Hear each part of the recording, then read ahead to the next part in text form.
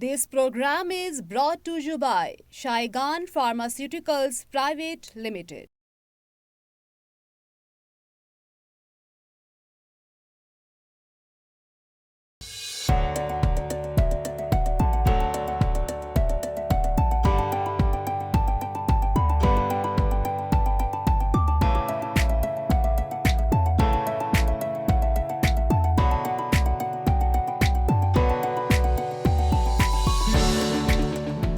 अस्सलाम वालेकुम नाज़रीन। प्रोग्राम सेहत ज़िंदगी में मैं हूं आपका मेज़बान डॉक्टर आमिर महमूद। नाज़रीन, अगर हम पूरी दुनिया में शरह अमवात देखें और उसकी वजूहात की तरफ जाएं तो शायद जो अमराज़ क़ल्ब के जो अमराज़ हैं वो सबसे बड़ी मौत की वजह जो है उन्हीं को डिक्लेयर किया गया है और ये पूरी दुनिया में भी इसी तरह ही है और अनफॉर्चुनेटली पाकिस्तान में भी उसी तरह ही है। और ये गुज़िश्ता कुछ दहाइयों में इसका तनासुब इंतहाई तशवीशनाक हद तक तेज़ी से बढ़ा है। उसकी मिसाल मैं इस तरह दूँ कि मैं एक स्टडी पढ़ रहा था कि 1960s में पाकिस्तान में देही इलाकों में सिर्फ 1% लोग आर्ज़े क़ल्ब के अंदर मुब्तला होते थे और शहरी आबादी में 3% लोग। और अब के अदाद-ओ-शुमार जो 2022 की मैं एक स्टडी देख रहा था उसके मुताबिक 50 साल से उम्र से कम के जो अफराद हैं उनमें 53% जो लोग हैं वो शरियानों के मसाइल की वजह से जो हैं उनको मुख्तलिफ आर्ज़े होते हैं। उसमें सोशल मीडिया पे भी आपने देखा होगा, एक उस्ताद, एक टीचर, बिल्कुल यंग टीचर थे और पढ़ाते पढ़ाते आपने देखा होगा उनको हार्ट अटैक हुआ और बदकिस्मती से वो अपने खालिक हकीकी से जा मिले। तो जैसे जैसे हमारा माशरा तरक्की कर रहा है उसके फ़वाइद तो अपनी जगह हैं, लेकिन नुकसानात जो हैं वो भी उसी तरह से हमारी सेहत पे असरअंदाज हो रहे हैं कि आज के मशीनी दौर में फ़िज़िकल एक्टिविटी कम होती जा रही है। और ये तो हार्ट के प्रॉब्लम्स की मैं बात कर रहा हूँ ना। आप लोग शायद बहुत हैरान होंगे कि पाकिस्तान दुनिया में इस वक्त डायबिटीज़ से मुतासिर सबसे बड़ा मुल्क बन चुका हुआ है। दिस इज़ वेरी अनफॉर्चुनेट कि बुरी चीज़ों में हम नंबर 1 की तरफ जा रहे हैं और अच्छी चीज़ों में शायद बहुत पीछे हैं। उसी तरह मोटापे की अगर बात करूँ तो पूरे एशिया में, हालांकि यहाँ पर हम मीडिया पे देखते हैं, सोशल मीडिया पे देखते हैं बहुत ज़्यादा गुर्बत है, बेरोज़गारी बहुत ज़्यादा है, उसके बावजूद मोटापा जो है उस लिहाज से पूरे एशिया में पाकिस्तान नंबर 1 के ऊपर है। तो आज जो हमारा मौजूद गुफ्तगू है वो एंजियोप्लास्टी और एंजियोग्राफी होगा और जिन मोअज़्ज़िज़ मेहमान को हमने दावत दी है वो रावलपिंडी इस्लामाबाद के एक मारूफ इंटरवेंशनल कार्डियोलॉजिस्ट हैं डॉक्टर अब्दुल-सलाम आज़ाद साहब। मुझे पता है कि आप थोड़ा सा कंफ्यूज हो रहे होंगे कि इंटरवेंशनल कार्डियोलॉजिस्ट कौन से होते हैं, तो मैं उसको एक सादा मिसाल से आपको एक्सप्लेन कर देता हूँ कि अगर दो लोगों की आपस में तलख़ कलामी हो रही हो तो एक तीसरा बंदा आकर उनके बीच में आकर बीच बचाव करवाए तो शायद वो जो तलख़ कलामी है एक बड़े झगड़े या खुदा न खासा तसादुम से बचाव का बायस बनती है। उसी तरह इंसान के जो दिल के अमराज होते हैं उसमें कई दफ़ा हमें इंटरवीन करना पड़ता है। इंटरवेंशन अंग्रेज़ी का वर्ड है जिसका मतलब है मुदाखलत करना। तो इंटरवेंशनल कार्डियोलॉजिस्ट ये करते हैं कि दवाइयाँ तो पेशेंट ले ही रहा होता है तो बीच में इंटरवीन करके वो मर्ज़ की तशख़ीस भी करते हैं और तशख़ीस के साथ साथ उसका इलाज भी उसी प्रोसीजर के अंदर कर लेते हैं। तो ये फैसिलिटी हर जगह नहीं होती। जिस तरह ऑपरेशन करने के लिए आपको ऑपरेशन थिएटर की ज़रूरत होती है तो उसी तरह इंटरवेंशनल कार्डियोलॉजिस्ट जो हैं वो स्पेशलाइज्ड कार्डियोलॉजिस्ट होते हैं और उनका जो ऑपरेशन थिएटर होता है, ऑपरेशन तो नहीं कहना चाहिए उसको, प्रोसीजर रूम जो होता है उसको हम कैथ लैब भी कहते हैं। तो डॉक्टर साहब उसके अंदर माशाल्लाह बहुत महारत रखते हैं और दोनों शहरों में बहुत से हज़ारों मरीज़ इनके क्लिनिक से सेहतयाब हो चुके हैं। एसोसिएट प्रोफेसर ऑफ कार्डियोलॉजी हैं रावलपिंडी इंस्टीट्यूट ऑफ कार्डियोलॉजी में। Welcome to the show doctor साहब। बहुत शुक्रिया sir, thank you very much. तो जिस तरह हमने प्रोग्राम का आगाज़ किया, angioplasty angiography, I am sure कि आपके भी एक्सपीरियंस में आता होगा कि लोगों के लिए बड़ी कंफ्यूजिंग सी टर्म होती हैं। बिल्कुल सर। इवन पढ़े लिखे लोगों को इतनी जल्दी समझ नहीं आती बिल्कुल कि एंजियोग्राफी है तो क्या प्रोसीजर है, क्या डायग्नोसिस है उसका, और प्लास्टिक का भी एक्सप्लेन करना पड़ता है आपको सर। तो आज का प्रोग्राम सर इसी सिलसिले की एक कड़ी है कि आज के प्रोग्राम की तवस्सुत से आपकी गुफ्तगू से हम लोगों को एजुकेट करें कि जो हार्ट के प्रॉब्लम्स का शिकार जो हमारे अवाम नास इस वक्त देख रहे हैं प्रोग्राम को, अगर उनको एंजियोग्राफी की ज़रूरत हो या एंजियोप्लास्टी की ज़रूरत हो तो उसमें वो क्या प्रोसीजर होते हैं, कितनी देर में होते हैं, कितनी देर में इंसान रिकवर कर जाता है, क्या क्या इंटरवेंशंस उसमें हमारे पास पॉसिबल हैं। तो इन सारी चीज़ों का हम अहाता करेंगे। लेकिन मैं चाहूँगा कि सबसे पहले हम बुनियादी चीज़ों से स्टार्ट कर लेते हैं कि सबसे पहले तो सर कोरोनरी आर्टरी डिजीज़, दिल की शरियानों की बीमारी या इस्केमिक हार्ट डिजीज़, ये होती क्या है और इसकी मेजर वजूहात क्या हैं? Thank you very much sir, बहुत शुक्रिया। इतने और सबसे अच्छी बात है कि आपका ये टॉपिक बड़ा ही अच्छा टॉपिक है और ये हार्ट डिजीज़ आजकल बड़ी ज़्यादा कॉमन है, पाकिस्तान में भी बेशुमार कॉमन है और ये बड़ा अच्छा टॉपिक है कि लोगों में अवेयरनेस है इस चीज़ की, समझ हो क्या है क्या नहीं। इस्केमिक हार्ट डिजीज़ का मतलब है या कोरोनरी आर्टरी डिजीज़ का मतलब है कि दिल की शरियानों में तंगी आना और वो तंगी इतनी ज़्यादा हो जाए कि हार्ट के मसल को खून सप्लाई ना हो, उसकी ब्लड सप्लाई कंप्रोमाइज़ हो जाए। क्योंकि हार्ट का काम है बेसिकली कि हर चीज़ को ब्लड देना, ब्लड पूरे जिस्म को प्रोवाइड करता है, लेकिन जो दिल का अपना लोथड़ा है, अपना मसल है, उसको भी खून चाहिए होता है ताकि वो काम कर सके, वो फंक्शन कर सके। उसको फंक्शन करने के लिए ब्लड सप्लाई 3 शरियानों से जाती है, 3 नालियों से जाती है, ठीक है। उनमें अगर तंगी आती है तो वो अपना फंक्शन प्रॉपरली कर नहीं सकता, वो जैसे धड़कता है, तेज़ी से धड़कता है तो बंदे को पेन स्टार्ट हो जाना शुरू होता है। उसके बाद कई दफ़ा बंदे को हार्ट अटैक भी होता है। तो दिल की अपनी ब्लड सप्लाई कम होना, वो नालियाँ जो दिल को खून सप्लाई करती हैं उनमें तंगी आने को इस्केमिक हार्ट डिजीज़ या कोरोनरी आर्टरी डिजीज़ कहते हैं। यानी कि कोरोनरी आर्टरीज वो होती हैं जिससे आपने फरमाया कि दिल जो है ऐसा एक ऑर्गन है कि बच्चे की पैदाइश से, बल्कि पैदाइश से पहले ही फंक्शनल हो जाता है। दौरान हमल ही नाजरीन आपके लिए हैरानगी की बात होगी कि बच्चे का दिल पूरी तरह से काम कर रहा होता है। तो आप समझिए कि उस वक्त से लेकर जब तक इंसान फौत नहीं हो जाता, दिल जो है नॉन स्टॉप दिन रात धड़कता रहता है। हम सो रहे होते हैं लेकिन दिल अपना काम कर रहा होता है और उसका मकसद ये होता है कि पूरे जिस्म में, जिस तरह डॉक्टर साहब ने फरमाया कि एक एक हिस्से में खून की सप्लाई को इंश्योर करना दिल का काम होता है। लेकिन इतना काम करने के लिए दिल को भी खून की ज़रूरत होती है। और डॉक्टर साहब ने जिस तरह कहा कि कोरोनरी आर्टरीज़ 3 बड़ी होती हैं, जो कि जब हार्ट पंप करता है तो कोरोनरी आर्टरीज़ में भी खून जाता है, जिससे वो खुद भी ग़िज़ा ले रहा होता है। और अगर उसमें तंगी हो या डॉक्टर साहब बंद हो जाए तो तब हम कहते हैं कि अब इस पर हम मज़ीद बात करेंगे। ये 2 तरीक़ों से प्रेजेंट कर सकती है, आगे भी बात आएगी। जी आगे आएगी। अभी हम कॉजेज़ को देख लेते हैं कि इसकी कॉजेज़ क्या बनती हैं। बताते हैं सर कि इसकी जो इस्केमिक हार्ट डिजीज़ या कोरोनरी आर्टरी डिजीज़ है, इसकी मेन कॉजेज़ हमारे उसमें क्या है? सबसे पहले तो एक है अनकंट्रोल्ड डायबिटीज़। हमारी डायबिटीज़ बहुत, जैसे आपने अपनी शुरू की गुफ्तगू में जिक्र किया कि डायबिटीज़ पाकिस्तान में बड़ी ज़्यादा कॉमन है और हमारे 30% पॉपुलेशन, अभी मैंने इस पे रिसेंटली प्रोग्राम किया है, 30% आबादी हमारी डायबिटिक हो गई है। दुनिया में पाकिस्तान तकरीबन नंबर 1 पे है डायबिटीज़ में ऑलमोस्ट, ठीक है। तो डायबिटीज़ हमारे लोगों की अक्सर की अनकंट्रोल्ड है। उस uncontrolled diabetes, hypertension, blood pressure को कंट्रोल ना करना। दूसरा स्मोकिंग सबसे बड़ा रिस्क फैक्टर है। अक्सर स्मोकिंग हमारी बड़ी कॉमन है, यंगस्टर में बड़ी कॉमन है, तो स्मोकिंग बहुत बड़ा रिस्क फैक्टर है। तीसरा हमारा लाइफस्टाइल, बैठे रहना, चलना ना, वॉक ना करना, कहीं कोई काम ना करना, सीडेंटरी लाइफस्टाइल जिसे हम अपनी ज़बान में कहते हैं, यानी मूवमेंट कम होना, ये है। उसके बाद एक्सरसाइज ना होना, वॉक ना करना, कुछ ना करना। फिर कई लोगों के कोलेस्ट्रोल होते हैं। जब बंदा अनकंट्रोल्ड डायबिटीज़ हो और ब्लड प्रेशर कंट्रोल ना हो, सीडेंटरी लाइफस्टाइल हो, तो आपके कोलेस्ट्रॉल के लेवल बढ़ जाते हैं, जिसमें बैड कोलेस्ट्रॉल का लेवल बहुत ज़्यादा हाई हो जाता है। वो कोलेस्ट्रॉल के लेवल अनकंट्रोल्ड हो जाना, बढ़ जाना, ये तमाम वजूहत हैं हार्ट डिजीज़ की। अनकंट्रोल्ड शुगर ना कंट्रोल करना, ब्लड प्रेशर कंट्रोल ना करना, स्मोकिंग, वॉक ना करना, चलना ना, बैठे रहना, ज़्यादा खाना, ये तमाम चीज़ें हार्ट डिजीज़ की रीज़न है। और जैसे से तरक्की हुई है डॉक्टर साहब, मुझे याद है अपने बचपन का ज़माना, आपको भी याद होगा सर कि मोबाइल फ़ोन तो खैर ये इस सदी के अंदर आए हैं, उस वक्त तो टेलीफोन ही किसी किसी घर में होता था। बिल्कुल। और आमतौर पर लोग एक जगह से दूसरी जगह जाने के लिए मोटर बाइक्स और साइकिलें बहुत इस्तेमाल होती थी। तो साइकिल चलाने से देखें कितनी एक्सरसाइज होती थी। बल्कि साइकिल चलाने से बड़ा ही इंपॉर्टेंट है। मैं आपके प्रोग्राम के तवज्जो से ये बात कहना भी चाहता हूँ कि मैं चाहता हूँ कि हमारी गवर्नमेंट तो बड़े अच्छे काम कर रही है। हेल्थ में तो पंजाब गवर्नमेंट तो बहुत ज़्यादा काम कर रही है। डेफिनेटली बाकी जगहों पे भी काम हो रहे होंगे। मैं कहता हूँ कि हमारे जितने भी सिटीज़ के अंदर जो हमारी सड़कें हैं, इन पर अगर एक साइकिल का ट्रैक बन जाए तो ये बड़ा ही अच्छा गवर्नमेंट का आसान होगा और इससे हमारी हार्ट डिजीज़ बड़ी हद तक कम हो जाएंगी और हमारी डायबिटीज़ भी कंट्रोल हो जाएगी।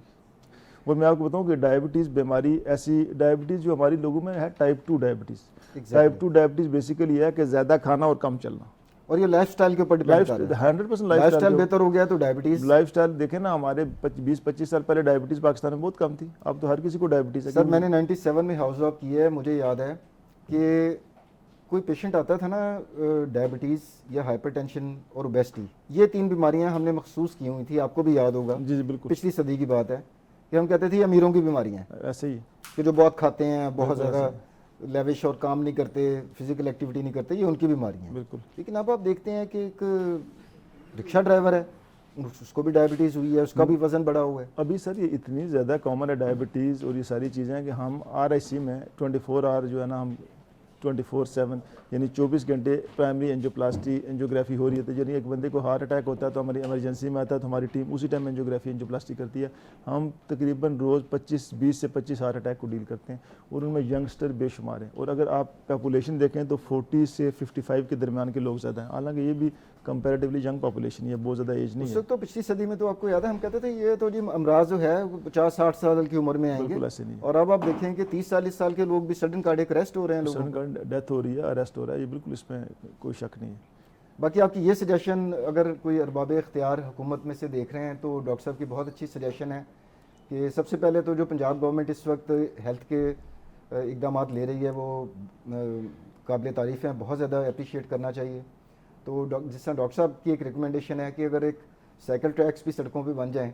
अच्छा ये है बड़ा ही सिंपल, मतलब हेल्थ में तो पंजाब गवर्नमेंट बहुत ज़्यादा काम करे, इसमें कोई शक नहीं, कोई शक नहीं। हर जगह हेल्थ हमारे कार्डिक इंस्टीट्यूट बन रहे हैं, बेशुमार बन रहे हैं। साहिवाल में बन गया, सरगोदा में बन गया और बाकी वज़ीराबाद में देखें, डिस्ट्रिक्ट लेवल पे कैथ लैब लग गई हैं, हर जगह के ऊपर पंजाब। लेकिन हम प्रिवेंशन पे काम कोई नहीं कर रहे। और हमारा ये है कि फर्ज की पिंडी है, मई रोड है, इसी पे इसी ट्रैक को मुख्तस करना है। आप बाहर की दुनिया में जाके देखें, हम जाते हैं देखते हैं, एक ट्रैक को खाली उसको कलर स्कीम देनी और उस पर साइकिलें चलें, ऑटोमेटिकली इससे होगा। एक तो जैसे आज के दौर में पेट्रोल का मसला है, आपका पेट्रोल का कंजम्पशन कम होना शुरू हो जाएगी, एयर पोल्यूशन कम होना शुरू हो जाएगी, नॉइस पोल्यूशन कम होना शुरू हो जाएगी, लोगों की डायबिटीज़ कंट्रोल होना शुरू हो जाएगी, इस्केमिक हार्ट डिजीज़ का इंसिडेंस बहुत कम होगा, हमारा हेल्थ का बजट कम होना शुरू होगा। अभी स्टार्ट करें तो शायद इसमें टाइम लगे, लेकिन अगले 5, 10, 15, 20 साल में हमारे रिजल्ट्स आना शुरू हो जाएंगे। और मेरी गवर्नमेंट को सजेशन है ये हर डिस्ट्रिक्ट में ये काम किया जाए।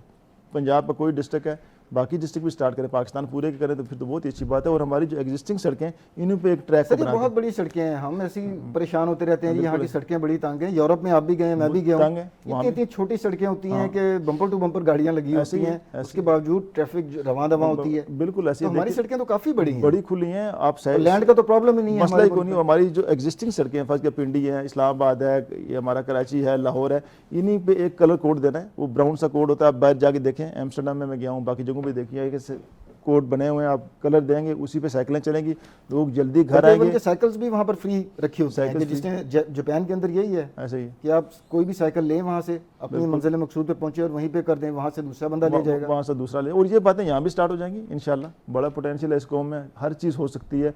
और जिस तरह आजकल ये हमारा ईरान का कॉन्फ्लिक्ट चल रहा है, मिडिल ईस्ट का, इसमें तो हमारी पेट्रोल की बचत की जरूरत बड़ी ज़्यादा है। तो इससे लोग लोकल जो शहरों के अंदर ट्रैवल करते हैं वो तो ट्रैवल कर सकते हैं और बड़ी खुशी से ट्रैवल करेंगे। और अच्छे खासे गरीब आदमी से लेके अमीर बंदा जाएगा, क्योंकि हर बंदे को यहाँ एक तो पार्क्स हैं कोई नहीं, अगर हैं भी तो हमारे पास टाइम कोई नहीं है जाने का, तो आपको बाई फोर्स चलना पड़ेगा। तो ये बड़ी अच्छी सजेशन है, मैं हर जगह पे भी बात करता रहता हूँ। मैं कहता हूँ कि ये हमारा मैसेज दे किसी को बंदा ये, क्योंकि हम इस चीज़ को फेस करते हैं, लोग बंदों को मरीजों को रोज़ देख रहे होते हैं और इससे बाई फोर्स लोग ठीक हो जाएंगे। लोगों की हम जो कहते हैं ना, बंदे को यार शाम को जाके एक्सरसाइज करो, आप कितनी करते हैं, मैं खुद नहीं कर सकता, मेरे पास टाइम नहीं होता जाने का, लेकिन अगर मुझे आना पड़े साइकिल पर तो मेरी ऑटोमेटिकली एक्सरसाइज हो जाएगी। एग्जैक्टली जी नाज़रीन, डॉक्टर अब्दुल सलाम आज़ाद के साथ बड़ी दिलचस्प गुफ्तगू हो रही है। वक्त हुआ छोटे से वक्फे का, let's take a short break.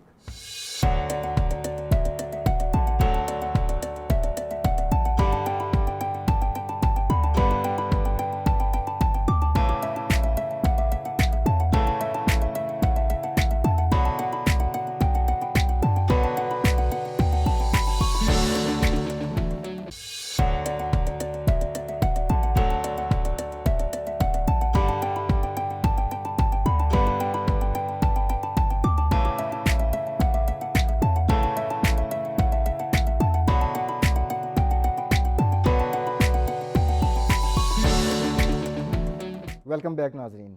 अब हम डॉक्टर सलाम वक्फे पे जाने से पहले गुफ्तगू हो रही थी कि जो खून को दिल को खून मुहैया करने वाली शरियानें, उनको हम कोरोनरी आर्टरीज़ कहते हैं, उनमें कोई तंगी हो या बंदिश हो जाए तो मुख्तलिफ प्रॉब्लम्स हो सकती हैं। अब उन प्रॉब्लम्स के मुतालिक हम पूछते हैं कि डॉक्टर साहब क्लिनिकल मैनिफेस्टेशंस, पेशेंट की प्रेजेंटेशन किस तरह से होती है, आपके पास किन अमराज के साथ आ रहा होता है पेशेंट? ठीक है, अब देखें, सबसे पहले तो अगर एक बंदे को हार्ट डिजीज़ होती है तो हमें समझ कैसे आती है कि उसको है, ये दो तरीक़ों से प्रेजेंट कर सकती है। एक कहते हैं स्टेबल एंजाइना, एक होता है अनस्टेबल एंजाइना। स्टेबल का मतलब जैसे है कि स्टेबल है, वो लोग आते हैं हमारे पास कि डॉक्टर साहब मैं चलता हूँ तो मुझे सांस फूल जाता है, बड़ा ज़्यादा सांस फूलता है। अच्छा, पैदल चलने पे भी पैदल होता है या चलने- सीढ़ियाँ चढ़ने पे? सीढ़ियाँ चढ़ने पे वो डिपेंड करता है, अगर बहुत ज़्यादा हो तो फिर तो थोड़ा सा चलने से स्टार्ट हो जाता है, ओके। और अगर थोड़ा सा कम है तो कहते हैं डॉक्टर साहब प्लेन जगह पे तो ठीक रहता हूँ, लेकिन जब सीढ़ियाँ चढ़ता हूँ तो मुझे सांस फूल जाता है। ये प्रेजेंटेशन बहुत कॉमन है सांस फूलने वाली। दूसरी प्रेजेंटेशन लोगों की होती है कि डॉक्टर साहब मैं चलता हूँ तो मेरी चेस्ट में पेन स्टार्ट हो जाता है। पेन ये मोस्टली ये पेन सेंट्रल होता है और ये पूरी चेस्ट में रेडिएट करता है। कई दफ़ा ये चलने से बंदे को बैक का पेन भी स्टार्ट हो जाता है। कई दफ़ा जो क्लासिकल है कि चेस्ट में पेन होता है और पेन जाके नेक की तरफ जाता है। फिर कहते हैं जी डॉक्टर साहब जब मैं बैठता हूँ खड़ा होता हूँ तो ठीक हो जाता है। फिर मोस्ट प्रेजेंटेशन जब अनजाना जब इससे ग्रेड बढ़ता है तो कहते हैं डॉक्टर साहब जब खाना खाता हूँ ना, खाना खा के मेरा पेट भारी होता है और खाना खा के मैं 2 कदम भी चलूँ तो मेरी चेस्ट में पेन स्टार्ट हो जाता है, या खाना खाने के बाद चलूँ तो सांस बहुत ज़्यादा फूलना शुरू हो जाता है। खाली पेट में कंपैरेटिवली बेहतर रहता हूँ। ये सारे हैं स्टेबल एंजाइना के, यानी ये हार्ट अटैक नहीं करते, लेकिन आर्टरीज आपकी नालियाँ तंग हुई होती हैं और जैसे बंदा चलता है तो चलने में क्योंकि दिल को धड़कना पड़ता है तेज़, जब तेज़ धड़कता है दिल तो उसको ब्लड सप्लाई पीछे से ज़्यादा चाहिए होती है। जब ब्लड सप्लाई पीछे से जिस्म ब्लड देता है उसको कि हार्ट को ब्लड दो, लेकिन दिल की नालियाँ तंग होती हैं तो वो उतना ब्लड जितना चाहिए उतना पहुँच नहीं सकता, तो वो प्रेजेंट करता है बंदे को दर्द की सूरत में या सांस फूलने की सूरत में। लेकिन दूसरी बात यही है हम लोग चलते बड़े कम हैं तो हम मोस्टली लोग अप्रिशिएट ही नहीं कर सकते उसको कि यार मेरा सांस फूल भी रहा है कि नहीं। वो कहते हैं यार पता नहीं वैसे ही सांस फूल रहा है, क्योंकि हमारा चलना फिरना, मैं इससे पहले अब जो बात कर रहे थे कि हमारा है ही नहीं। गाड़ी से निकलते हैं, मोटरसाइकिल से उतरते हैं, सर, अब तो रक्शे से हालात ये उतरते हैं, हैं। किसी को पिक करना हो तो लोग क्या करते हैं, घर के बाहर पहुंचते हैं अच्छा, और गाड़ी में बैठे बैठे, पहले तो ये होता था कि हम ऐसे। लोग भी जाते थे गाड़ी से या बाइक से उतरे और जनाब जाके बैल दी और सलाम दुआ करने के बाद बुलवाया। अब गाड़ी में बैठे बैठे हम फ़ोन करते हैं फ़ोन करते कि जनाब मैं नीचे पहुंच गया हूँ, आप बिल्कुल आ ऐसे। जाएं। और दूसरा रश इतना ज़्यादा है हमारी, मतलब शहरों में देखें ना, अगर आप चलना चाहें भी तो जगह नहीं है, पार्क्स हैं कोई नहीं, अगर हैं भी तो DHA या कोई बड़ी अच्छी सोसाइटी है, लेकिन हमारी मोस्टली पॉपुलेशन तो जो है ये मई रोड पे जो पॉपुलेशन रह रही है ये कहाँ जाएगी, सदर में जो रह रही है कहाँ गुंजानाबादी है, वहाँ पर जाएगी, तो जो सारी बिल्कुल ही और हमारी वाकई नहीं है मोस्टली पॉपुलेशन तो गुंजानाबाद इलाके में या देहातों में, और देहातों में भी इवन चलने की जगह नहीं है, तो लिहाजा हमें सांस फूलने वाली बात अप्रिशिएट नहीं होती।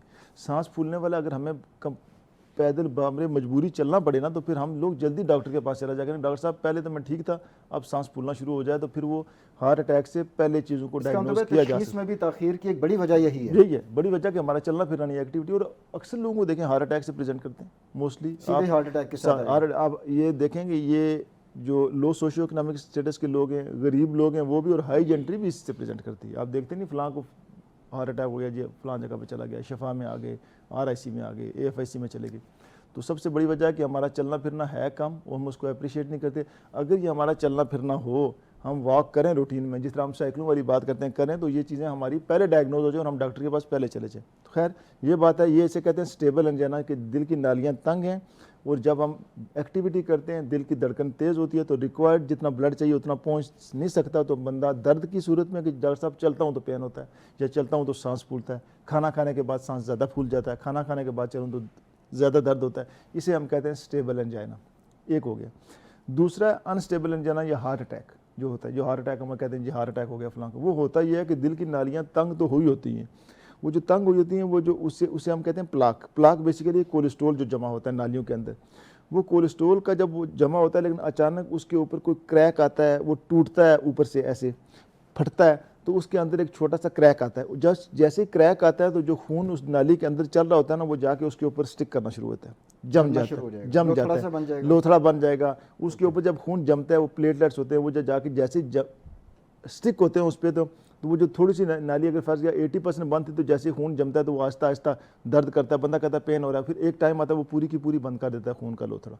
रूटीन में जब तक वो प्लाक मीन्स कि वो कोलेस्ट्रॉल रप्चर ना करे, उसमें क्रैक ना आए, वो टूटे ना, तो बंदे को चलने में पेन करता है। लेकिन अगर बैठे बिठाए उसमें क्रैक आ जाए, वो उखड़ जाए ऊपर से, तो खून जो दिल की नाली के अंदर है वो जाके उसके ऊपर स्टिक करता है। जब स्टिक करता है तो वो उस नाली को पूरा बंद करता है, पूरा बंद करते बंदा हार्ट अटैक से प्रेजेंट करता है। इसे हम कहते हैं जी स्टेमी, ST एलिवेशन MI, या सादे लफ्ज़ों में जी बड़ा हार्ट अटैक हो गया।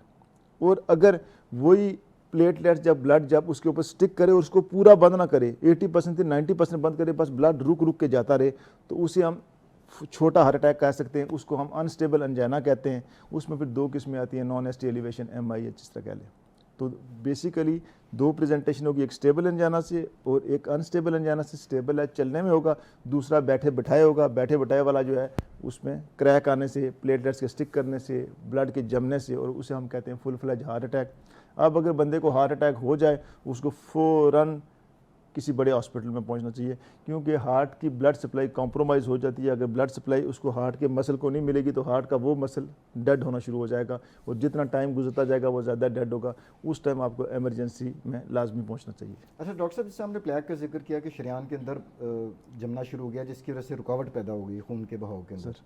तो जिस तरह 3 बड़ी आर्टरीज आपने बताई, आगे से उनकी ब्रांचेस भी होंगी, तो पूरा एक जाल होता है शरीयानों का जो कि दिल के मुख्तलिफ हिस्सों को खून दे रहा होता है। तो ये तो पैरेलल चेंजेस तमाम आर्टरीज में चल रही होती है ना जी। तो हो सकता है कि मल्टीपल वेसल्स भी में भी ये सारी चीज़ें हो जाए। मल्टीपल वेसल्स में ये प्लाक एक में नहीं होता, मोस्टली सब बाकियों में भी जमा होता है। किसी में कम हो सकता है, किसी में ज़्यादा हो सकता है, या किसी एक में भी हो सकता है।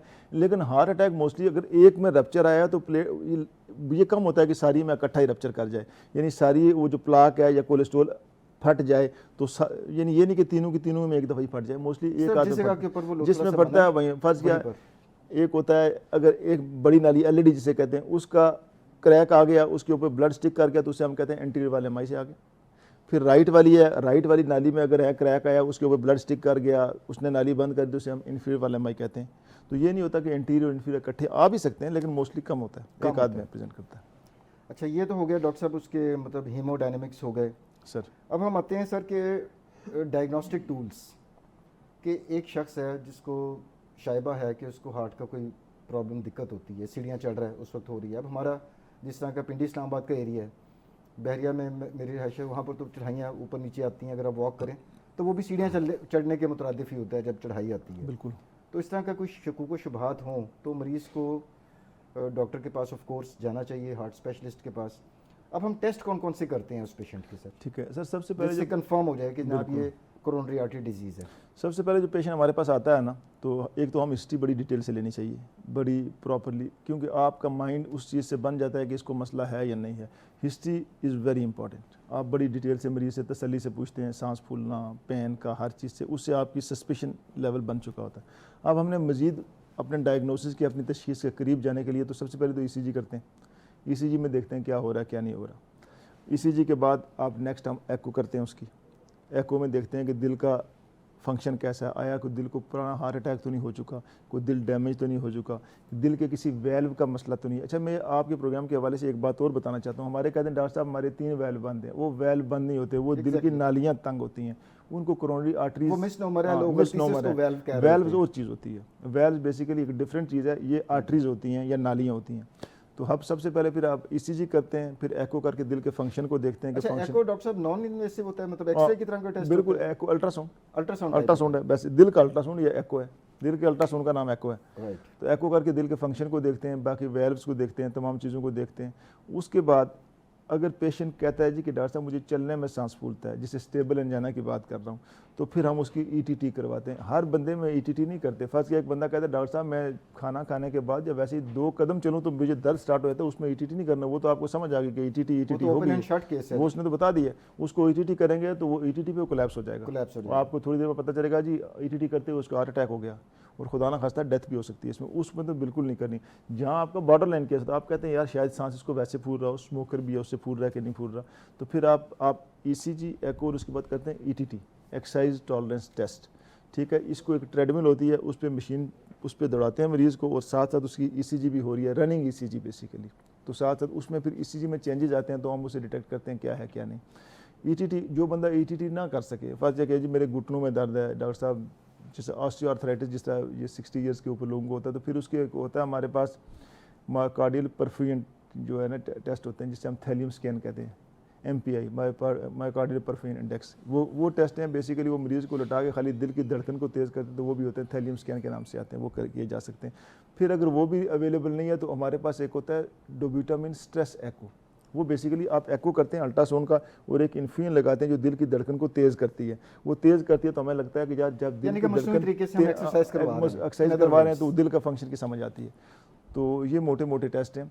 फिर ये हो गया कि एक मरीज़ अगर स्टेबल एंजाइना से तो ईसीजी पहले करवाएगा, फिर एको करवाएगा, फिर हम डॉक्टर असेस करके उसकी ईटीटी करेगा। अगर ईटीटी नहीं करता तो थैलियम स्कैन या MPI करवाएगा या डोब्यूटामाइन स्ट्रेस एको करेगा। ये तमाम चीज़ें करके हम उसको डायग्नोज कर लेते हैं। एक बात।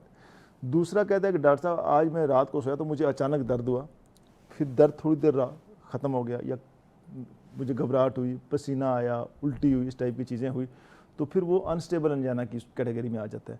ऐसे मरीज़ को चाहिए कि बिल्कुल टाइम ज़ाया ना करे, फ़ौरन हॉस्पिटल पहुँचे। हमारे मरीज़ मोस्टली इस चीज़ को ज़ाया करते हैं, कहते हैं डॉक्टर साहब मुझे गैस हो गई थी रात को। ये गैस जो सब रात ये बड़ा नहीं है ना, बड़ा कॉमन है, कंफ्यूज होते हैं कि जनाब ये कन्फ्यूज, शायद बदहजमी हो गई, बदहज़मी कुछ हो गया। गई, गैस हो गई, और ये बात बड़ी कॉमन है। बल्कि इस ईद की छुट्टियों में मैं गाँव गया हुआ था, तो एक पेशेंट था, उसको मैंने कहा था कि आपकी, उसको तकलीफ़ काफ़ी ज़्यादा थी, मैंने कहा था कि आप आएंगे तो मैं आपकी एंजियोग्राफी करूँगा, कुछ करूँगा। उसके अफोर्डेबिलिटी का इशू था, मैंने कहा वो भी हम सॉल्व कर लेंगे। वो मेरे पास आया कोई नहीं।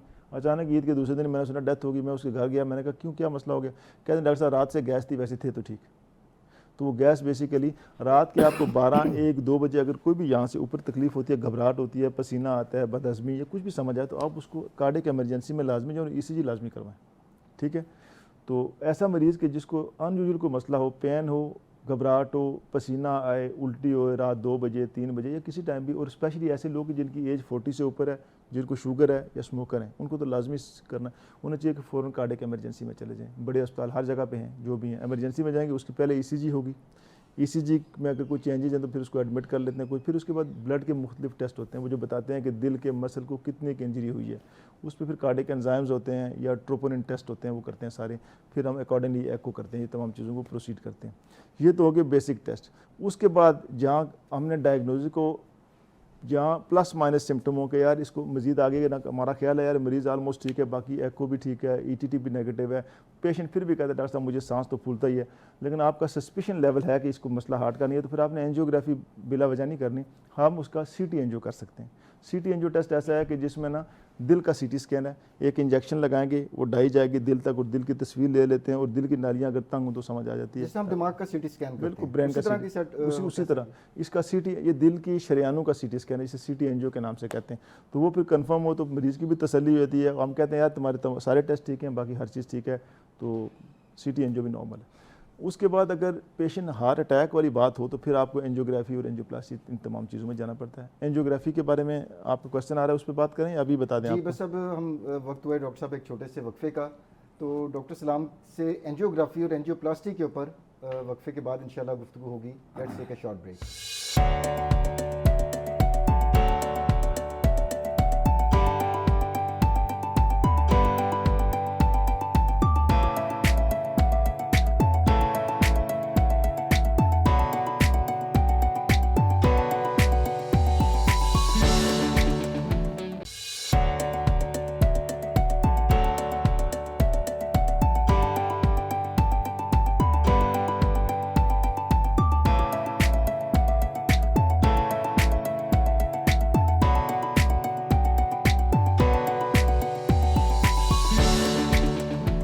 वेलकम बैक नाज़रीन। अच्छा डॉक्टर साहब, एंजियोग्राफी हम कब करते हैं और किस तरीके से करते हैं, वो भी ज़रा प्लीज़ एक्सप्लेन कीजिएगा। असल एंजियोग्राफी है कि जब किसी तशखीस को कंफर्म करना हो तो फिर एंजियोग्राफी की जाती है। एंजियोग्राफी बाजू से कर सकते हैं या टांग से कर सकते हैं।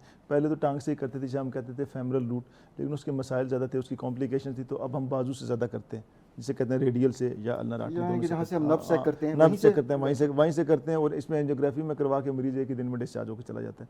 इसमें होता है कि एंजियोग्राफी में आपकी जगह को इसमें मरीज़ को बिल्कुल बेहोश नहीं करते, मरीज़ जाग रहा होता है, देख रहा होता है, सुन रहा होता है, खाली उसकी जगह को सुन करते हैं। बाजू से करें, अगर टांग से करें तो टांग की जो लोकल जगह है उसको सुन किया जाता है ताकि उसको पेन ना हो। यहाँ से एक ट्यूब डालते हैं जो सीधी दिल तक जाती है, दिल में जाती है, तो फिर हम एक इंजेक्शन देते हैं जिसे कहते हैं कंट्रास्ट। वो बेसिकली जाके तो दिल की नालियों से ब्लड के साथ साथ गुजरता है। अगर नालियाँ ठीक हैं तो वो बिल्कुल ठीक आता है, अगर नाली कहीं से तंग है तो कंट्रास्ट वहाँ से गुजरते हुए उसको तंगी नज़र आती है हमें देखने में, तो फिर हम कहते हैं कि ये तो नज़र कहाँ पर आ रहा होता है डॉक्टर साहब? ये आप स्क्रीन पे देख रहे होते हैं, जो है। कार्डियोलॉजिस्ट कर रहा होता है। जैसे कैमरे वाले ऑपरेशन में हम लेप्रोस्कोपिक सर्जरी में भी कैमरे के उसमें स्क्रीन पे देख रहे होते हैं। बिल्कुल उसी पे देख रहे होते हैं। ये कैथ लैब होती है, कैथ लैब जिसे कहते हैं एंजियोग्राफी वाली, उसमें करते हैं। उसमें मॉनिटर्स लगे होते हैं, LCD, जिस तरह TV का मॉनिटर होता है, इस तरह होता है। तो हम जब यहाँ से करते हैं एंजियोग्राफी या टांग से करते हैं तो इंजेक्शन देते हैं। जैसे इंजेक्शन देते हैं तो जो वो कंट्रास्ट जब गुजरता है नाली से, अच्छा, वो तो गुजरता हुआ भी दिखाई दे रहा हाँ होता बिल्कुल गुजरता है, दिखाई देता है। वो जब गुजरता है तो अगर वो स्मूथ हो तो बिल्कुल आराम से चला जाता है, और जब जा रहा है और जहाँ से तंगी है तो जहाँ वहाँ से गुजरते हुए ऐसे नैरो होकर गुजरता है, तो आपको लगता है यार कि नाली तंग है। उससे हम परसेंटेज का एनालिसिस करते हैं कि कितने परसेंट बंद है, कितने परसेंट नहीं। तो ये एंजियोग्राफी है। अगर इसमें कोई मसला मसाइल नहीं है, अगर आप उसमें स्टेंट या कोई चीज़ नहीं डालते तो मरीज़ 4 घंटे बाद अगर बाजू से है तो डिस्चार्ज हो सकता है। हाँ, अगर टांग से करते हैं तो फिर हमें कई दफ़ा उसको रात भर रखना पड़ता है, दूसरे दिन डिस्चार्ज करते हैं, या 10-12 घंटे बाद डिस्चार्ज भी कर सकते हैं। तो डॉक्टर साहब, एंजियोग्राफी में आमतौर पे कितनी देर में कंप्लीट हो जाती है? एंजियोग्राफी तो तकरीबन 10 से 15 मिनट का टाइम है। बस, अगर खैरियत रहे, कोई मसला मसाइल ना हो, किसी किस्म की कॉम्प्लिकेशन ना हो, तो 10 से 15-20 मिनट का है और प्रोसीजर। उसी दौरान जब आपको पता चल गया कि कोई क्रिटिकल हद तक नाली बंद है, तो फिर हम फर्दर उस प्रोसीजर को आगे बढ़ाते हैं, फिर और इलाज भी हो सकता है उससे? फिर देखें अगर वो बंद है तो फिर हम, अगर इमरजेंसी है तो इमरजेंसी में तो फिर हम जैसे ही करते हैं तो फिर तो हम साथ ही प्रोसीड करते ही करते हैं, प्राइमरी पीसीआई जिसको कहते हैं। और अगर फर्ज किया वो ऐसा इमरजेंसी कोई नहीं है तो फिर हम रुक जाते हैं, फिर फैमिली से बात करते हैं, करने के बाद फिर साथ ही एंजियोप्लास्टी भी की जा सकती है। उसका फ़ायदा ये है कि मरीज़ का एक ही गो में सारे काम हो सकते हैं, दोबारा नहीं करना पड़ेगा। दोबारा नहीं, वरना फिर वो दोबारा सारी प्रैक्टिस दोबारा करनी पड़ती है, उसको फिर दोबारा करो, दोबारा पिक करो, दोबारा पेन होगा, तो उसके 2 स्टेजेस में हो जाता है। तो अगर एंजियोप्लास्टी है तो साथ भी की जा सकती है। अच्छा, ये जो डाई इंजेक्ट करते हैं डॉक्टर साहब, ये मतलब सेफ होती है? कोई हाँ रिएक्शन वगैरह तो नहीं? नहीं, रिएक्शन हो सकते हैं। इसमें आयोडीन का कंपोनेंट होता है जो रिएक्शन करता है एका दुक्का लोगों में। जहाँ करे फिर हमारे पास उसका भी ट्रीटमेंट है, उसमें हमारे पास इंजेक्शन होते हैं, दवाइयाँ होती हैं जो देते हैं। वो मरीज़ पे हम हिस्ट्री में भी पूछ लेते हैं पहले कि आपको किसी किस्म की एलर्जी तो नहीं है, वो बता भी देता है मोस्टली। अगर प्रोसीजर के दौरान ऐसा हो जाए तो हमारे पास मेडिसिन ऐसी हैं कि हम उस चीज़ को रिवर्स कर सकते हैं। बहुत कम होता है लेकिन हो सकता है। अच्छा, आपने एक डॉक्टर साहब एंजियोग्राफी की, आपको पता चला 2 शरेयानें ऐसी हैं जहाँ पर आपके मुताबिक इसके अलावा चारा नहीं है कि स्टेंट डाला जाए, सर तो 2 स्टेंट एट अ टाइम डल जाते हैं सर? नहीं, देखें सबसे पहले जब हम एंजियोग्राफी करते हैं फिर तो देखते हैं कि इसमें स्टेंट डलने चाहिए, बाईपास होना चाहिए या कुछ नहीं होना चाहिए। ये तो एक बड़ा इंपॉर्टेंट फैसला है कि जहाँ सीधे सीधे फैसले हों, जहाँ किसी किस्म का मसला ना हम समझते हैं कि यार इसका इलाज ना बाईपास भी नहीं है, इसमें स्टेंट ही डलना चाहिए, तो फिर हम स्टेंट का फैसला कर सकते हैं। आप एक टाइम में बिल्कुल 2 स्टेंट भी डाल सकते हैं, 3 भी डाल सकते हैं, इवन ज़्यादा भी डाले जा सकते हैं, वो डिपेंड करता है। ऐसा इसका कोई मतलब है कि ये एंजियोग्राफी के दौरान हमने डिसीजन लेना है। बिल्कुल इट मीन्स के पेशेंट को जहनी तौर पर तैयार रहना चाहिए कि जनाब आपको तो नहीं पता कि एंजियोग्राफी पे क्या पिक्चर आएगी, तो स्टेंट डालने की भी नौबत आ सकती है, तो पेशेंट को मेंटली प्रिपेयर होना चाहिए। पेशेंट को मेंटली प्रिपेयर होना चाहिए। कई दफ़ा इसमें ऐसा देखें, जहाँ पेशेंट आराम से घर से आता है, इसको उसमें कंपल्शन नहीं है कि लाजमी स्टेंट डलवा के ही निकले। वो कह सकता है डॉक्टर साहब ठीक है, अगर कोई इमरजेंसी ऑप्शनल भी हो सकता है, इलेक्टिव भी हो सकता है। वो कह सकता है कि डॉक्टर साहब मैं ठीक है, मैं घर जाके मशवरा करता हूँ, मैं अपनी फैमिली से बात करता हूँ, मैं किसी और कार्डियोलॉजिस्ट से बात भी करना चाहता हूँ। ऐसा भी हो सकता है कि बंदों के ट्रस्ट तो वो कहीं से मशवरा कर सकता है और दोबारा फिर भी आ सकता है। हाँ, अगर उसको अपने डॉक्टर पे हर चीज़ पे ट्रस्ट है कि ये बिल्कुल जो फैसला करेगा ठीक करेगा, मोस्टली लोगों को होता है ऐसे, और डॉक्टर साहब मशवरा देते हैं तो फिर साथ प्रोसीड किया जा सकता है। हाँ, उसकी अफोर्डेबिलिटी हो, ये ना हो कि उसके पास पैसे ना हो, वो कमज़ोर हो जाए बेचारा, वो परेशान हो जाए सुनते हैं कि डॉक्टर साहब 2.5 लाख रुपये मैं कहाँ से लेके आऊँ। इस टाइप की चीज़ें ना हो तो अगर एंजियोप्लास्टी साथ भी प्रोसीड की जा सकती है। तो एंजियोग्राफी खाली जो है वो हम तशखीस के लिए इस्तेमाल करते हैं, और अगर एक स्टेप और आगे चले जाएं, उसी प्रोसीजर के दौरान नाली को खोलने के लिए उसे हम स्टेंट डाल दें तो एंजियोप्लास्टी बन जाती है। जी नाज़रीन, यहाँ से आपको बिल्कुल क्लियर एक तमीज़ इसमें करने में आपको इजी हो जाएगा आपके लिए कि तशखीस के लिए आप सिर्फ एंजियोग्राफी करते हैं, जिससे खून की जो दिल की खून की शरियानें हैं उनका तमाम स्टेटस आपके सामने आ जाता है। और अगर उसको हम करेक्ट कर दें, वो बंदिश को या तंगी को ख़त्म करने के लिए स्टेंट डाल दें, तो उस प्रोसीजर को हम एंजियोप्लास्टी कहते हैं। अच्छा डॉक्टर साहब, ये स्टेंट क्या बिला चीज़ होती है और ये क्या मतलब करता क्या है ये स्टेंट? सही देखें, किस चीज़ का बना होता है, लोगों को ये भी नहीं पता होता। शुरू में नाली, जब ये एंजियोग्राफी या एंजियोप्लास्टी आई तो नाली को खोलने के लिए खाली बैलून से खोला जाता था, जिससे कहते हैं पोबा कहते थे, या यानी गुब्बारे से खोला, और उससे होता था कि जैसे आप गुब्बारे से नाली को खोलते हैं तो दोबारा निकलते हैं तो वो नाली दोबारा फिर रिकॉइल करके बंद कर जाती है, कोलैप्स हो जाती है। ऐसे स्टेज अगर रुक जाए फिर तो अच्छी बात है, लेकिन दोबारा चिपक जाती है। उसको चिपकने से रोकने के लिए स्टेंट्स बने। स्टेंट्स बेसिकली मेटल से बने, दांत से बने होते हैं। ये मुख्तलिफ़ किस्म की दांत हैं। पहले स्टेनलेस स्टील थी, फिर क्रोमियम कोबाल्ट आया, फिर प्लाटीनियम क्रोमियम आया, ये सारी मेटल्स हैं। तो ये छोटा सा स्प्रिंग नमा चीज़ है जो जैसे ही गुब्बारे के ऊपर लगा होता है, जब नाली को हम गुब्बारे से खोलते हैं और जब स्टैंड को अंदर ले गए तो बैलून को खोलते हैं, बैलून खुलता है तो स्टैंड को एक्सपेंड करवाता है। जब स्टैंड अपनी जगह पर पहुंच जाता है तो बैलून को दोबारा हम उसकी हवा निकाल लेते हैं और उसको खींच लेते हैं, और वो जो बनता है वो सांचा जो स्टैंड का स्प्रिंग आता है, स्प्रिंग अपनी जगह पे होता है और नाली को दोबारा चिपकने नहीं देता। इसे स्टैंड्स कहते हैं। ये तो बड़ी मॉडर्न टेक्निक है डॉक्टर साहब। हाँ, बड़ी मॉडर्न और बड़ी ही, ये बहुत बड़ी डेवलपमेंट है। और जिस तरह आपने बताया कि आमतौर पे 10-15 मिनट में कंप्लीट हो जाता है, तो ये स्टेंट डालना भी हो तो ये मैक्सिमम 5-10 मिनट और लगा लें। नहीं, स्टेंट डालने एंजियोप्लास्टी में तकरीबन 30 से 45 मिनट्स डिपेंड करता है कि कई प्रोसीजर कॉम्प्लिकेट हो जाते हैं, फिर मैं आपको लोकेशन क्या है, कई घंटे लग जाते हैं, लेकिन जो exactly। सिंपल प्रोसीजर आधे घंटे, पौने घंटे, घंटे तक हो जाता है मोस्टली, लेकिन टाइम ज़्यादा भी लग सकता है, इसमें कोई प्रोडिक्शन नहीं कर सकते क्योंकि एक कॉम्प्लेक्स प्रोसीजर है और इसमें कॉम्प्लिकेशंस किसी लेवल पे भी हो सकती है। तो हो सकता है आप प्रिज्यूम करें कि 20 मिनट में करूँ तो हो सकता है 2 घंटे बाद वापस निकले आप, तो ऐसा हो सकता है, लेकिन नॉर्मली एक सीधा सीधा काम आधे से पौने 1 घंटे में हो जाना चाहिए। अच्छा डॉक्टर साहब, स्टेंट जो हैं वो 1970s के अंदर इंट्रोड्यूस हुए पूरी दुनिया में, और अब लगभग 50 साल से ऊपर हो गए हैं। जी जी। इनकी कोई लॉन्ग टर्म कॉम्प्लिकेशंस अब हमारे सामने आई हैं, और अगर आई हैं तो उसका तदारक हमने कैसे किया? कोई और इंटरवेंशन भी इसके अलावा अवेलेबल है? सर देखें, जब स्टेंट्स डलते हैं ना तो उसके बाद सबसे पहले तो मरीज़ को हम कहते हैं कि एक तो मेडिसिन रेगुलरली खानी है, अपनी शुगर को कंट्रोल करना है, ब्लड प्रेशर को कंट्रोल करना है, सिगरेट नहीं पीने हैं, वॉक नहीं करनी, ये सारी बातें बताते हैं, लेकिन अमल बड़े कम लोग करते हैं। बताते भी हैं लोगों के अपने मसाइल हैं। शुरू में जब हमारे पास आते हैं तो फिर तो बड़े अच्छे होते हैं, डॉक्टर साहब हम उबला हुआ खाना खा रहे हैं, फलाना खा रहे हैं, ये कर रहे हैं, जैसे टाइम गुजरता है फिर लापरवाही होती है, फिर स्मोकिंग दोबारा स्टार्ट करते हैं। शुरू में जैतून के तेल से चीज़ें खा रहे होते हैं, वो सारी चीज़ें छोड़ देते हैं जाके।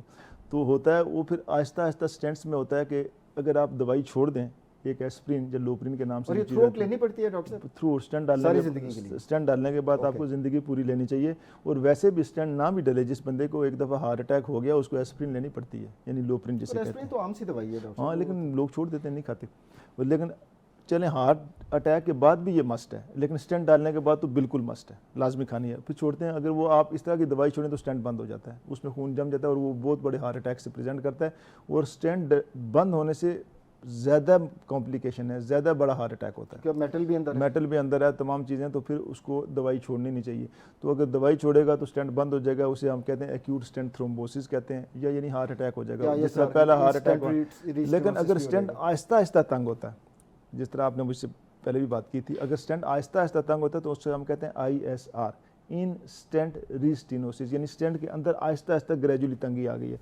जब स्टेंट के अंदर ग्रेजुअली तंगी होती है तो मरीज स्टेबल एंजाइना से ही प्रेजेंट करता है, यानी स्टेबल एंजाइना के डॉक्टर साहब मैं चलता हूँ ना तो मुझे आपके स्टेंट डले थे, शुरू में कई साल ठीक रहा हूँ, अब सांस फूलना शुरू हो गया है, अब दर्द होना शुरू हो गया उसी तरह जिस तरह पहले था, तो उसको हम कहते हैं ISR।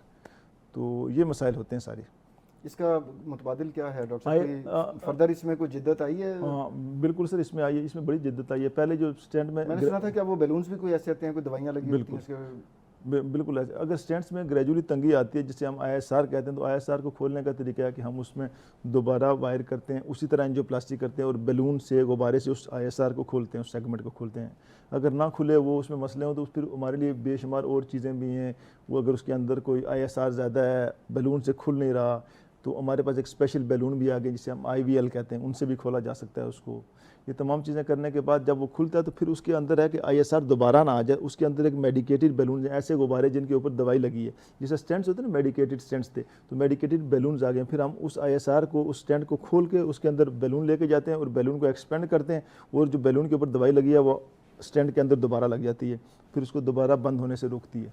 ये बहुत बड़ी डेवलपमेंट है कार्डियोलॉजी में। खाली मेटल के होते थे, फिर जदीद स्टेंट्स के में ऊपर दवाई लगी होती मेडिकेटेड, उसी तरह बैलून पहले प्लेन होते थे और अब दवाइयों वाले बैलून, अब मेडिकेटेड बैलून्स आ गए। और ये ISR यानी स्टेंट के अंदर अगर तंगी है तो उसको खोलने में बड़ी करामत है, बड़े फर्स्ट क्लास है। हाँ, उसके बाद आजकल हमारी एक नई है, हम RIC में बड़े कॉमनली यूज़ करते हैं और काफ़ी मेरा ख्याल है बाकी जो इंस्टीट्यूट में भी यूज़ कर रहे हैं, लेकिन हमारे RIC में ड्रग एलूटिंग बैलून्स बेशुमार यूज़ हो रहे हैं और मैं भी उनका बड़ा ही फ़ैन हूँ, बड़ा ज़्यादा यूज़ करता हूँ उसको। कि अगर कोई यंग पेशेंट है, ओल्ड एज पेशेंट है, या ऐसा मरीज़ है कि जिसमें आपने नाली को गुब्बारे से, बैलून से खोला और नाली थोड़ी देर स्टे की, हम थोड़ी देर खोलने के बाद देखते हैं कि दोबारा फिर तो नहीं चिपकती, रिकॉइल तो नहीं करती, अगर नहीं करती तो हम उसी के अंदर मेडिकेटेड बैलून लगा के तो इन्फ्लेट करते हैं, वो दवाई उसके अंदर की लेयर पे तय पे लगती है, वो फिर निकल जाते हैं, थोड़ी देर वेट करते हैं, अगर नाली ठीक है तो छोड़ देते हैं, और इस मरीज़ की अपनी नाली कुदरती तौर पे हमेशा मतलब ठीक हो जाती है। और उसमें उसका फ़ायदा ये है कि जब आप मेडिकेटेड बैलून करो तो एक पेशेंट की जो एंग्जाइटी होती है कि यार मुझे स्टेंट डला है, ये है, तो वो बात खत्म हो जाती है। कोई फॉरेन बॉडी होता है ना कि जी अंदर मेटल का एक स्टेंट डला हुआ है, बिल्कुल, तो कोई इस बैलून को भी निकाल लिया जाता है, इसको निकाल देते हैं भाई, ये दवाई लगा के अंदर तो निकल आता है और आपकी ओरिजिनल नाली ठीक हो जाती है। तो आपकी ये एंग्जाइटी स्टेंट की जो नया कॉन्सेप्ट है, लीव नथिंग बिहाइंड, यानी पीछे कुछ ना छोड़ो, तो आपको ने कोई चीज़ नहीं छोड़ी होती तो वो एंग्जाइटी या डिस्ट्रेस खत्म हो जाती है। एक बात। दूसरा बात है कि अगर खुदा न करे दवाई छोड़नी तो नहीं चाहिए, लेकिन अगर मरीज़ दवाई छोड़ देता है किसी स्टेज पे, कोई करता है या उसको मसला है, वो कहता है डॉक्टर साहब मेरा मैदा ख़राब हो जाता है, या उसको ब्लीडिंग स्टार्ट हो जाती है, या कई दफ़ा दवाई भूल जाता है, तो स्टेंट बंद होने वाला काम जो है ना वो नहीं होगा मेडिकेटेड बैलून से, डेप जिन्हें कहते हैं। ये बहुत बड़ी डेवलपमेंट है, फ्यूचर में इस पर काफ़ी काम हो रहा है और मे भी कोई और मोडालिटी से चीज़ें आएँ, लेकिन ये बड़ी अच्छी डेवलपमेंट है। अच्छा डॉक्टर साहब, ये आम लोगों को ये होता है कि ये जो स्टेंट हो गए, बैलून्स हो गए, बड़े एक्सपेंसिव होते हैं। आपके इदारे के हवाले से बात करूँगा, रावलपिंडी इंस्टीट्यूट ऑफ कार्डियोलॉजी में ये एक्सपेंसिव आइटम्स जो हैं, जिसमें प्रोसीजर भी शामिल है, प्रोसीजर की भी कॉस्ट होती है, एंजियोग्राफी, एंजियोप्लास्टी, बेशक स्टेंट डालें या ड्रग एल्यूटिंग बैलून डालें, ये हुकूमत पंजाब फ्री ऑफ कॉस्ट दे रही है सर, जो मुस्तहिक लोग हैं? ये बड़ा अच्छा क्वेश्चन पूछा आपने सर। हमारे पास सर दो किस्म के अच्छी चीज़ें भी हम हाईलाइट करें नहीं सर, बिल्कुल बिल्कुल। सबसे पहली बात है कि ये बड़ा अच्छा, गवर्नमेंट ऑफ पंजाब बड़े ही अच्छे काम कर रही है, और बल्कि ये बाकी जो KPK में भी हो रहा है, हर जगह ही हो रहा है, कश्मीर में हो रहा है, इस्लामाबाद टेरिटरी में भी, वहाँ तो हेल्थ कार्ड है जो 100% फ्री कार्ड है। हमारे पास RIC में एमरजेंसी में जो बंदा भी आता है, पंजाब का हो, कश्मीर का हो, अफगानिस्तान का हो, जहाँ का नहीं होना चाहिए, नहीं पाकिस्तानी भी नहीं होना चाहिए, अच्छा इंसान होना चाहिए, बंदा होना चाहिए, कहीं से आए, मेल फीमेल कहीं का।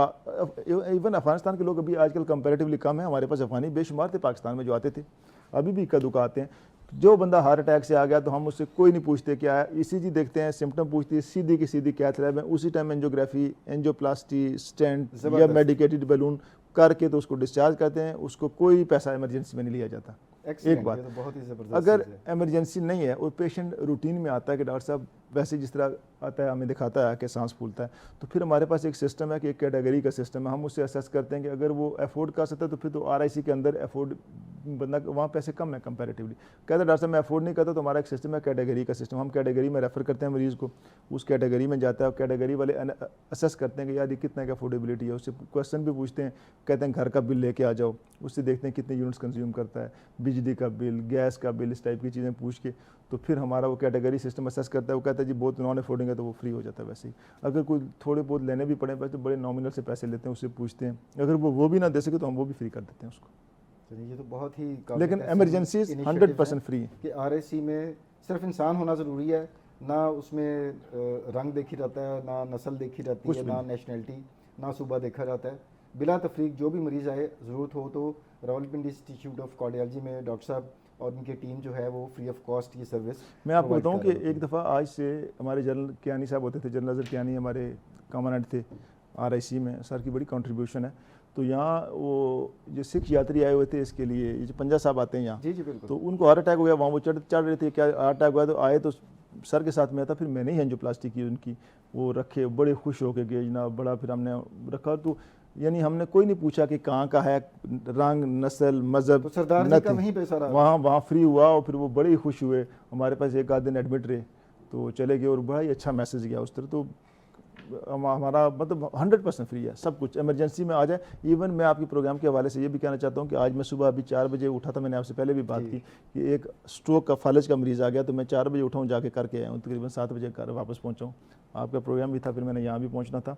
तो हमारे पास है कि फालज, किसी बंदे को अगर फालज होता है, फालज की सिम्टम मोस्टली लोगों को पता जाती है कि अचानक से जी बाजू में काम हो गया, या एक साइड से जान निकल गई है, या उसको बोलने में मसला हो गया, तो फालज को डिटेक्ट किया जा सकता है। और फालज का इलाज सिर्फ एक ही है, प्रॉपर इलाज है कि आप बड़े अस्पताल में पहुँचें, और जिस तरह दिल के हार्ट अटैक में हम उस क्लॉट को निकालते हैं या उसमें स्टेंट डालते हैं, और इस तरह फालज क्या है कि आप जाएँ और उस क्लॉट को वहाँ से खींच के निकाल दें ताकि ब्लड सप्लाई रिस्टोर हो जाए, तब उसमें इम्प्रूवमेंट आती है, वरना और इम्प्रूवमेंट के चांसेस बड़े कम होते हैं। हाँ, एक होता है छोटा फालज जिसमें एक इंजेक्शन लगता है, लेकिन वो बड़ा कम होता है। मोस्टली जब लोगों में एक साइड से जान निकलती है, बाजू से, टांग से या पूरी साइड से, तो उसकी बड़ी नालियाँ बंद होती हैं, जिसे हम कहते हैं लार्ज वेसल ऑक्लूजन। तो लार्ज वेसल को खोलने का तरीका सिर्फ है कि आप उसी टाइम विदिन 6 to 8 आवर जाके, ज़्यादा टाइम में भी करते हैं, लेकिन मोस्टली जितना जल्दी है उतना अच्छा है, उस क्लॉट को निकाला जाए।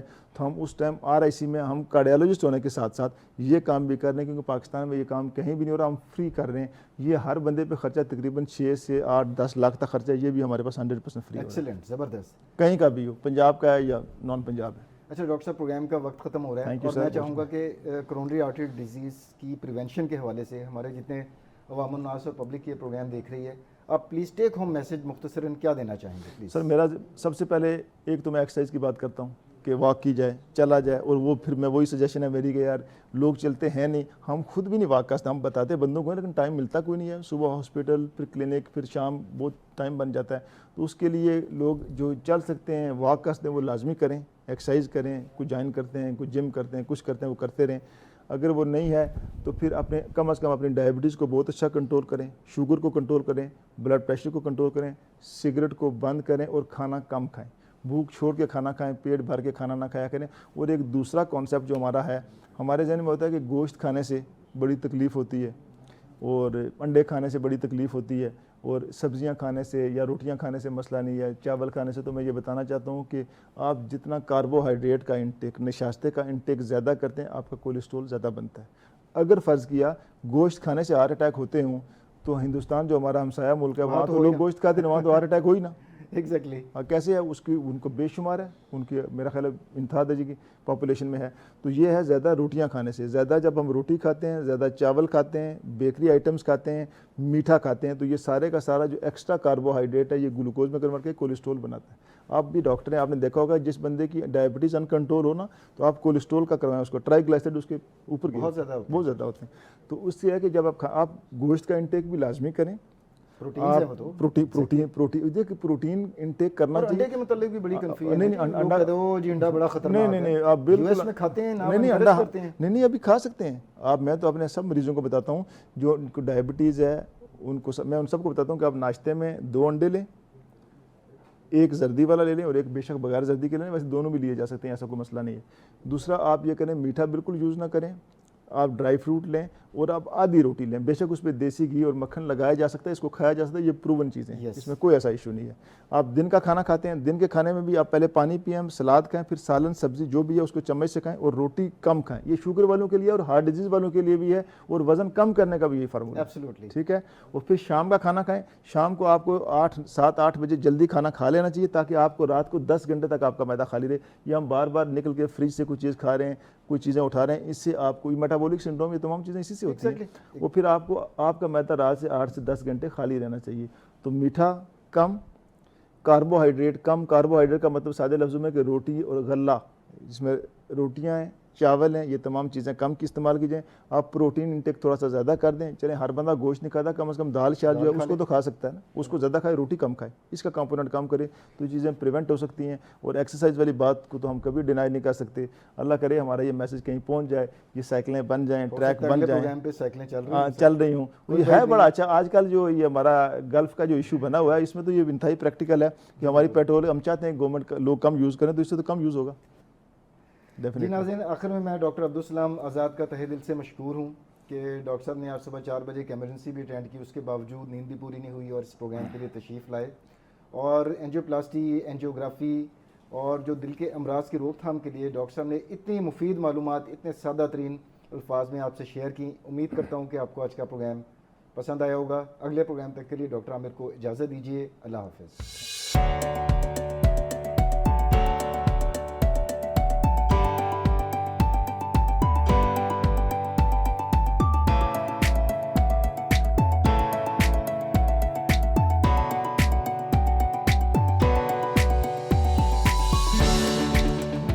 This program was brought to you by Saigon Pharmaceuticals Private Limited.